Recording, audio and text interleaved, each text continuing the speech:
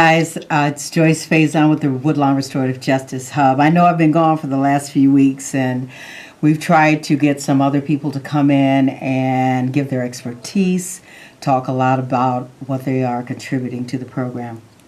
Special thanks to Reverend Catherine Scott, who has been hosting for the last couple of weeks, and she's done a phenomenal job. Not only is she a personality, an on-air personality, but also a person who has been very, very instrumental in our being able to get the research done so that we could bring you information about the Woodlawn neighborhood. We're trying to give you some kind of a format, not only to have a voice, but a tool that you can definitely use to be able to not only help yourself, but also your children. So I took this last few weeks, so we're going to take this last few weeks. I took today to kind of sit down and go over our concept. We have been with you for the last 11 weeks. This is the 12th week, and we've got one more week to go. And it is my greatest desire to be able to bring Maddie Butler, who is the executive director of the We Can organization, in and have her talk a little bit about the concept of what the hub is living and breathing about.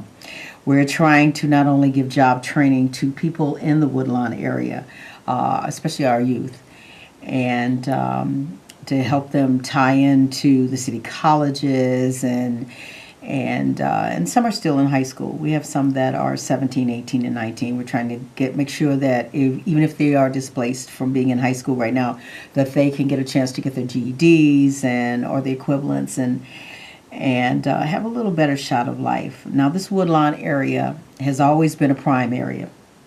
In fact, if you're unfamiliar with Woodlawn, it is actually the area that's located, say, from about 60th and Stony Island all the way down to about 74th and to the lake, and then all the way east is our lake borderline, but to the west we go as far as I think around King Drive, around in there. It's a very rich area. Culturally, it was an astounding area for people who were creative. In fact, you might have read or heard or saw the movie A Raisin in the Sun that talked about life in Woodlawn.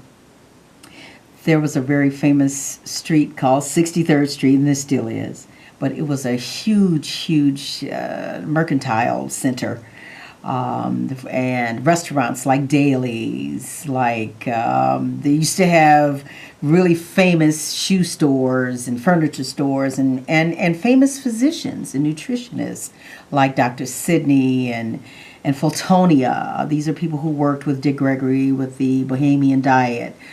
There were famous astrologers who lived in the Woodlawn area like Dr. James Black, and Apostolic Church is located in the area there. I remember in the 70s when they broke ground for that church. And we are there. We're invested not only in blood, but also in energy and work and sweat.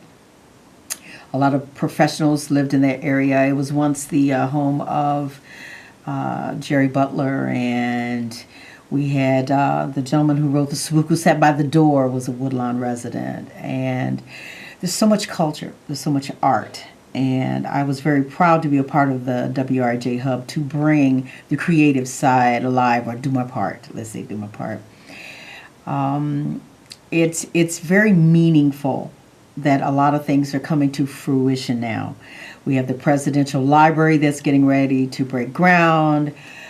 They just broke ground on a new school there. They're getting ready to put a trauma center right at the foot of the borderline of Woodlawn. And so it means everything that we not only have endured and own property there, but that we're able to stay. And this is a lot of what was our focus when we became a part of the Restorative Justice Hub system. And especially Maddie Butler. I want to really get a chance to bring her on. You guys need to know there's a living legend in your midst who has devoted years of her life to be able to make sure that the residents of Woodlawn had a piece of the pie. And my coming into her greatness and being around her, was to see her suffer when 13 children were burned in a fire.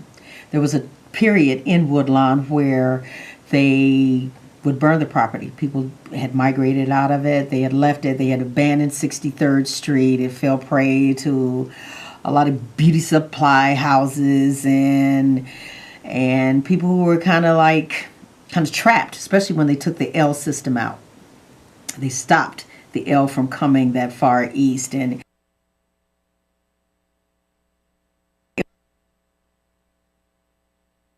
gray-stone buildings, and so arson became like the new rule of the day. And Maddie lived next door to some children who were lost in a fire. Their mother had gone to work and left her kids with her sister who had some children, and they were all lost. And she stood from her window and watched firemen come out of the building with their backs aflamed, and these babies were lost. And she vowed never, absolutely positively never, to have that happen again on her watch. And thank God it has not happened. We did a little documentary on that. We're going to play that next week. And it's really important that you stay rooted to receive the good of the neighborhood. We're not afraid of gentrification, but we, not on our watch. Can we say it? Can we say it that way? Not on our watch. You're right there at the Woodlawn area where the lagoons are and the parks, and near the Midway, and right at the foot of the University of Chicago, and a little bit north of the South Shore Country Club. There are some young people who are without jobs and without hope in that area, and that's why we formed the Woodlawn Restorative Justice Hub. We're doing our part to rejuvenate the whole person. We've had people who came in who were holistic practitioners.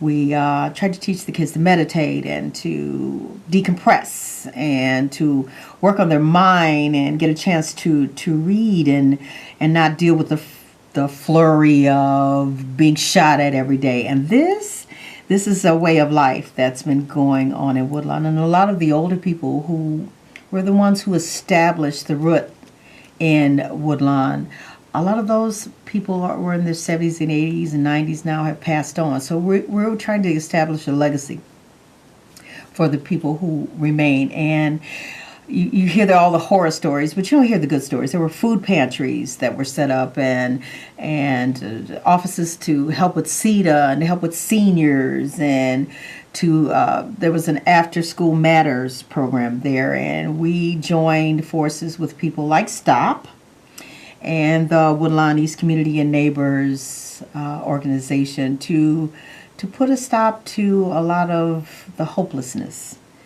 And now that this whole new era is coming in with this presidential library, we're hoping that not only do the children get to see it and to have watched the president come in during their lifetimes, to know that you can rise above, but to get resources from some of the schools and the universities and a lot of the churches that are in the area that can really help. We're trying to not only be a hub or a point of safety for people to come in and utilize the resources, but also to kind of garner resources from other sources, to be able to say that we're a part of a neighborhood that endured.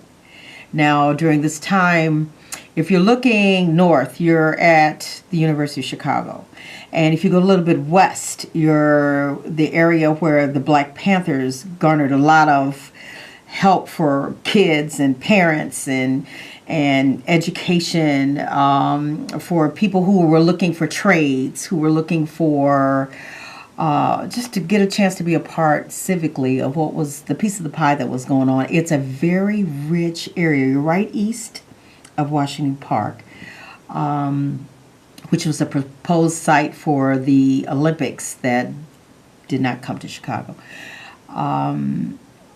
We're trying to do something here, and I wanted to kind of recap of what has been going on for the last 12 weeks so that you get a general idea of who we are. And I just want to go right now to give you some information about us.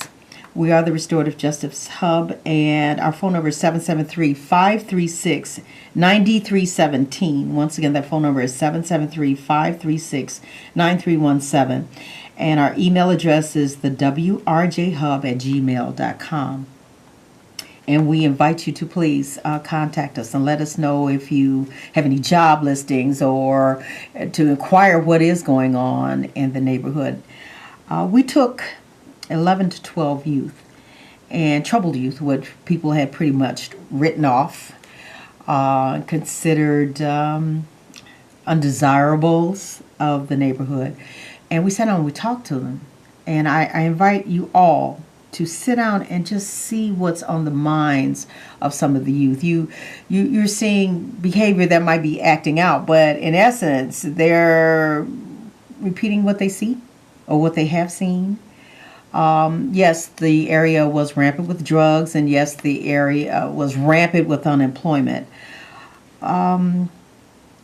They just wanted a better piece of life, a piece of the pie, a better way to live. And that's what we're trying to show them by exposing them to mentors who are coming in, who are actively caring about what's going on with the youth. If you stop and listen to them instead of criticizing them or fearing them, you'll find a lot. They got a lot on their mind, and they're growing up with a lot of pressures. And what Maddie began almost 30 years ago, because arson was taking the lives of innocent children. I mean, these were babies that were burned in that fire. She's been working in housing and just even going as far as going into her pocket to make sure that people were taken care of. People have basic needs, and these needs are clothing and food and housing and hope. And we've seen a lot in the last few weeks that have really kind of taken us aback, because if you really talk to them, you'll find that they're resourceful. And the only person, and I hate to say it like this because I get a lot of flack about it, and I'm sure I want to get some calls.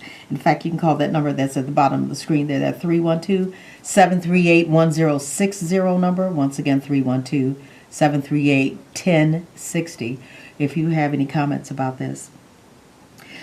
The only people that seem to be employing the youth in the streets right now are the gangs or the drug dealers, they feel like that's their only way out. I was appalled by the thought that this is the only alternative that they have.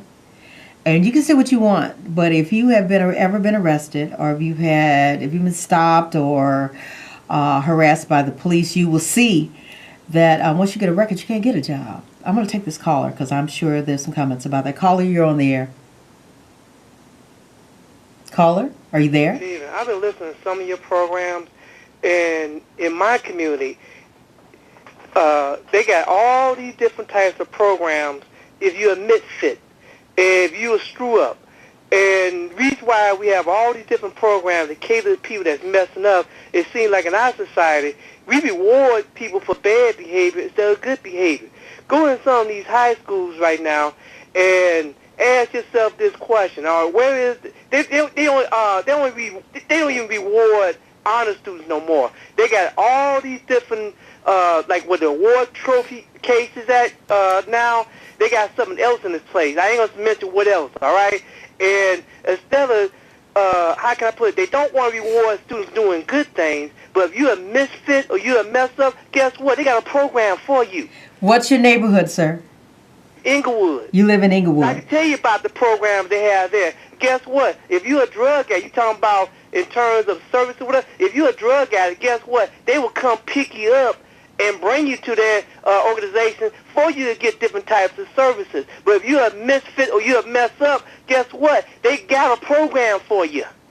Okay, well, can I address that? And you stay on the line because this is important to me.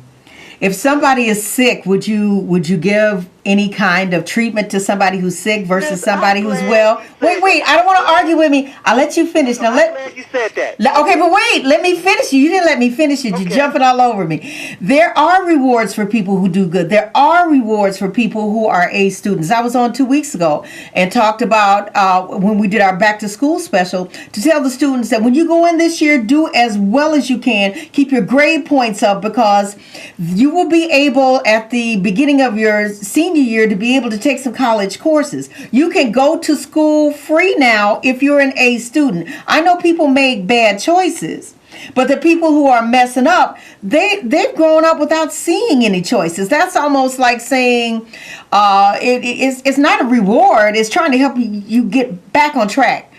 Just if you take a Christian analogy of it, Christ was down for not hanging out with the Pharisees, the people who had something, the people who did right. You know, his whole thing was to go and try to mentor the people who had gotten off a track. So I'm not a proponent of people getting off track. You know, but there are rewards. And the thing that we're trying to do with the hub is to show people if you do right, these kind of things we can get you in college. We can get you a job. We can get you some training. So I appreciate what you say. I really honestly do. But the ones who really need it aren't the ones who are doing right. You know, there are a lot of kids, and I want you to get this. This is why I took the whole day myself to come and try to explain what it is that we're doing. There are some babies who are raising themselves. They haven't seen any better. Mom and dad have been gone for 4 or 5 days on some drug, or grandma's got them and grandma's too old to try to help with them. We got kids who would rather go to the Audi home than to go to school because at least at the let me finish. You promised to let me finish, and then I'm gonna let you have some more to say on this. There are kids who rather go to the Audi home because at least they're not cold. They're not riding the L's all night. They're getting 3 square meals a day, or there's there's an Xbox there, and they don't even have toys. They don't even have shoes or clothes to wear. So we're a generation that's dropped the ball here, and I'm trying to pick it up. So I hear what you say, that the good is not rewarded, but the ones who really need it are the ones who don't even know how to be good. Do you agree or disagree? Okay, you talk about, first I want to introduce myself. My name is Joe. Hey, Joe. I'm Joyce. First of all, you talking about help people that need. Okay, first of all, you don't know me. First of all, I'm legally blind, and I can't get the help and services that I need. Now, you talk about the junior college. I'm going to tell you, the junior college is one of the worst places there is to try to get some help, because a lot of times the people that do know, that should know how to help people, guess what? They don't know. A lot of times our money is, you talking about putting more money in the system where they really don't help people at all. Now, the junior college, now you need to look at the record in terms of student being successful. Now, a lot of students finish at the junior college and then try to go into a 4-year institution and see how many are going from step A to step C. Not too many are doing so well, because they're not meeting the criteria, the standard to go on to a 4-year institution. Those are the facts. And like people in my situation, guess what? Like I said, they tell people with me, like with disability, hey, if you're a drug addict, guess what? They give you all different types of help. They'll throw all different types of services at you. Hell, we'll help you pay your gas bill, your light bill, and everything else. We'll throw all different types of services towards you if you're one of those type of persons where people can make money off your misery. Joe, there are resources for the blind, and we have people in the org. Yeah. Listen to me. The Lighthouse, where the state cut their funding. Joe, they cut the funding all the way across the board, but there are organizations for people who have special needs that are getting help. This is why something like our hub, where we're trying to, if we have somebody that's Jeff, come on your show so we can really talk this out. You talking about all this? I would love to talk it out, Joe, because really, I would hear, Joe, I would hear more of what you're saying if you weren't yelling at me. I'm trying to be a part of the solution. I'm out here in the trenches. Yeah, I'm with the drug dealers. I'm with the druggies. I'm with the kids who don't have mamas and daddies to even put socks and shoes on their feet, or and working with food pantries where people who don't have anything to eat. You understand? So I know that there are resources available for the blind. I even helped to get some kids in Gallaudet, which is the #1 school in the country for people who are deaf. But you can't, Joe, you can't yell at me. It's hard to get services. But It's hard to get it. But I agree, Joe. All different types of services their way. Joe, there may be some people who are abusing the system, and I thank you very much for calling attention to that. But if you yell at me, we can't resolve anything. There are organizations for the people who are disabled. It's up to us to be able to do the research to find where you can get some help. And yes, right now with what Rauner has done with the cutting a lot of the programs, everybody's in jeopardy. That's why people like us are trying to get out there and try to do something. I appreciate your call. And I would love to have you come on. In fact, if you leave the number with the person who took the call, or call that number back, that 312-738-1060, maybe I can get you in here next week. Can you get here? Joe, are you there? I hate I lost him. He's gone. Okay, I'm sorry that he got so upset. I hate to see him yell and scream like that. But there are people who will take advantage of anything. You know, and a lot of people who really do need the services are really being taken disadvantage of. So I'd like him to call back, and I'd like him to, we've got one more week. I'd bring you on. But I'd like you to be able to be just a little bit calmer so that we can hear exactly what it is that you're saying. And I'm glad we took the call. Let me once again give our information. And I hate he hung up. Here we go. We are the Woodlawn Restorative Justice Hub, and that phone number is 773-536-9317. And our email address is wrjhub@gmail.com. Once again, I want to thank Joe for that call. That was a very passionate call. There are some people who get a chance to come in entry level that don't have any hope at college at all. So I would like to encourage you, and it may not be the best, but at least you're doing something that's working toward improving you. Anything is what the energy you take and put into it to make the results the best. So, Joe, call me back. I'd love to get your number and see if I can get you on next week, along with Maddie Butler, who's somebody who's dedicated her life to do this. And I want to thank the University of Chicago and the Mount Calvary Baptist Church. And I want to thank everybody who allocated space for no cost for us to be able to come in and bring these kids together. I want to thank the photographers who came in, and the nutritionists, and the people who were the holistic people for meditation and with Tai Chi, and the people who came from legal aid clinics, everybody who came to try to help. And we had a couple instances this summer where a couple of our kids kind of got off track, and it kind of disgruntled us, but we all came together to try to help get them some help and to show up at court. And the mentors who took out at the time, who have children themselves, who are trying to do something, the people who are on the ground are the ones that are going to get this really done. And we had people who were civically engaged and who were a vital part of the trauma center, STOP. And Alex Goldenberg, who came and taught people, if you are arrested, what do you do, and what civic engagement means, and how to not take no for an answer. You know, there'll be a lot of lives that will be saved because of the trauma center that is coming on the south side. A lot of people were lost who couldn't make it, didn't live long enough to make it to Christ. Didn't make it long enough to get to Northwestern to get help, and we needed this. We really did need this trauma center in our area. Wow, I'm still kind of stunned by Joe. Joe, we do have Reverend Catherine Jackson, who is our research person, and I'm quite sure that if you do call back, we could possibly find some agencies that will be able to help you. I want to also thank people who donated food and clothes and donated not only their time, but the restaurants who gave special discounts to the Restorative Justice Hub so that we made sure somebody got a good meal that day.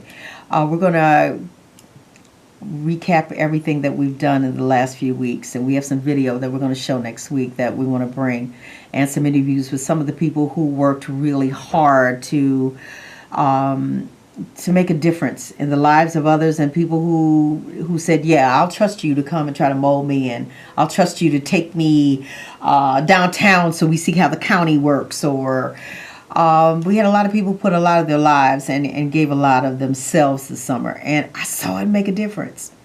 And through the conversations that I had, people just want the basic needs. They want food, they want clothing, they want to work. You think that people are just doing this and don't want to work? You'd be surprised. So they're telling me to wrap it up, and I want to thank CAN TV for the platform. We worked hard over the last 13 weeks to try to bring you a little bit of what Woodlawn is about. So I'm going to wrap up, and thank you very much for listening. And Joe, I hope to hear from you soon. Thank you very much.